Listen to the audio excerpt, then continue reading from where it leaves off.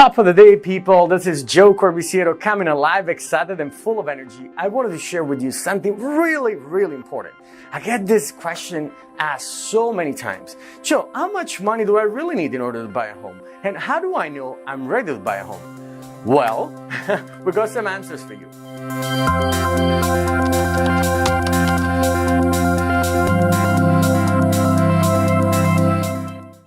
So, in the current circumstances, San Diego County is quite of an expensive place to live compared to other places around the U.S. But when we look at it, and when in regards to California, we actually at a discounted prices compared to L.A. and San Francisco. With that said, I mean, the median price we're about $6.25, $6.5 here in San Diego, but you can still find homes in the $450,000 to $500,000, depending. This is single-family homes, depending obviously in the area where you're choosing to live in. Now, as far as how much money do I really need? My recommendation is, if you go by the lenders, what they do is a debt-income ratio 50% up to 50%. What does that mean?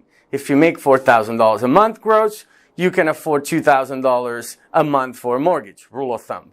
I don't agree with that. I think it's really stretching it. So what I recommend, it's more like if you make $4,000, you might want to get a payment of $1,650 or $1,600. So you have a little padding there.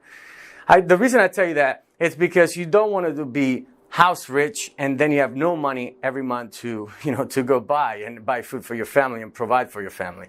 With that said, how much money do you really need in order to put down and buy your new home? First of all, there's many ways to come up with a down payment.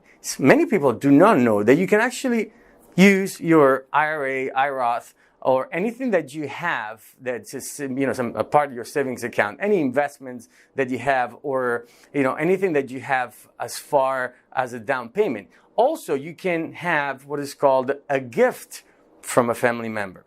So there's different ways to come up with a down payment. The minimum down payment required, which I recommend, is a 3.5 down or 3% with a conventional loan. The 3.5 down with a FHA, Federal Housing Administration, which sometimes we call it first-time home buyers, but it has nothing to do with it. It's just an opportunity to give you, a lower down payment. Obviously, when you put a lower down payment, you have to have a little of a higher, there's a more of a risk for the bank. Therefore, they're going to charge you what's called mortgage insurance.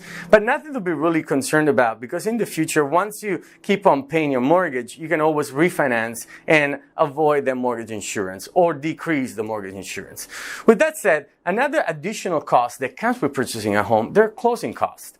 Majority of the closing costs come from the fact that you have to prepay for your property tax. So rule of thumb, calculate about 2% of your purchase price. So if you're buying a home for $500,000, your closing costs would be $10,000. So just recapping, you have 3.5%, which is, let's say $500,000 would be about $17,500, plus there's $10,000 in closing costs, for a total of $27,500.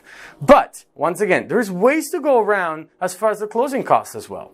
Now, majority of the time, what we do is we ask the seller to pay for a portion of the closing cost, and then we can roll into your rate the remainder, the other $5,000, for instance. If it makes sense, we do 50% from the sellers, and then the other 50% of your closing costs will come in from the mortgage. So with that said, you only have to come up with a 3.5% down payment. If you'd like to know more details, feel free to reach out to me directly. My name is Joe Corbisiero with the Dream Homes team. Thank you so much for watching this. Talk to you soon. Ciao.